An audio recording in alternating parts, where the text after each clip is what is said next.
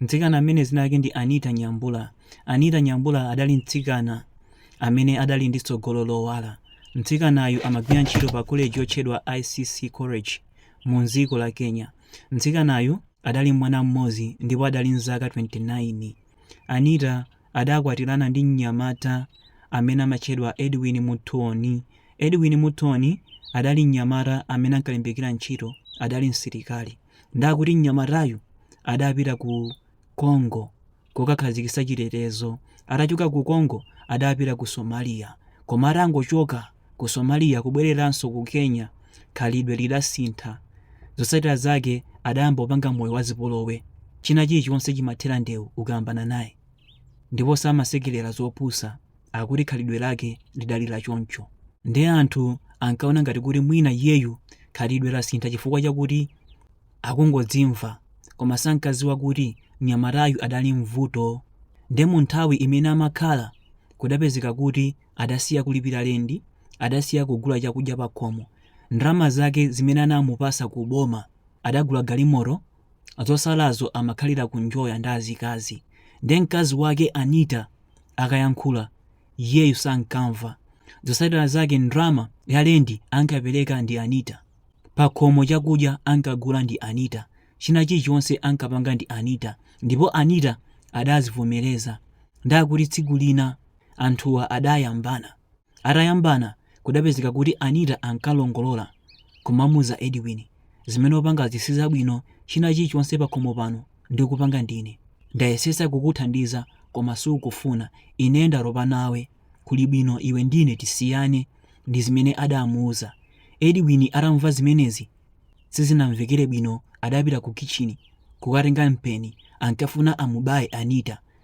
Mwamwayi wantchito adayimba foni kwayimbira apolisi. Apolisi anabwera adammanga Edwin, koma mu nthawi imene ankachoka Edwin nyumba muja adanena kuti udzafera m'manja mwanga. Ndi zimene adamuuza Anita, koma Anita mawu aja sadatengere, komabe mu mtima ankamuya. Zotsatira zake atabwerako ku polisi anamuza mamuna uja Edwin, tapanga chiganizo chakuti iwe ndine tisiyane. Edwin anavomereza, okay chabwino. Kenako Anita adayimba foni kwayimbira makolo ake kuti ife tapanga chiganizo chakuti banja lathu lithe. Anayimbanso foni kwayimbira makolo ake a Edwin. Makolo ake atamva zimenezi adanena kuti okay chabwino, ndi ifeyo tipanga tsiku akuluakulu tibwera kumeneko ndi cholinga chakuti mudzasiyane mwamtendere. Ndadawapasa masiku 4. After 4 days tikhala tikubwera. Ndi mtsikanayo komanso Edwin ankadikirira makolo akuti abwere. Akudikirira, anzake a Anita adamuuza kuti ndi bwino iweyo uchokeko kumeneko chifukwa chakuti nyamatayo angathe kupanga chipongwe. Koma Anita adakana, adanena kuti sindingachoke. Zotsatira zake adayamba kukhalanso ndi ndani, Edwin, uku akudikira masiku 4. Mu nthawi imene amadikira anapezeka zakuti adayamba naso. Edwin anapita ku kitchen adakatenga mpeni anambaya Anita kangapo. Anita adathawira panja akukuwa. Zotsatira zake adagwa pasi. Anthu ankangoyang'anira, koma mayi mmodzi amene anabwera adantenga Anita anamkweza okada kapena kuti bodaboda kuchichewa timanena kuti njinga zakabanza. Anapita naye ku chipatala. Atafika ku chipatala adayamba kunthandiza. Edwin adapitanso ku chipatala kuja atalezera, ankalongolola, ankayankhula zambirimbiri. Ndi madokta anawuzidwa kuti asayankhe. Amene anawawuza ndi mtsikana wantchito amene ankagwira ku nyumba kwa Anita. Adayimbira foni apolisi. Apolisi anabwera adantenga Edwin adakamponya mchirokosi. Mosakhalisa Anita adamwalira.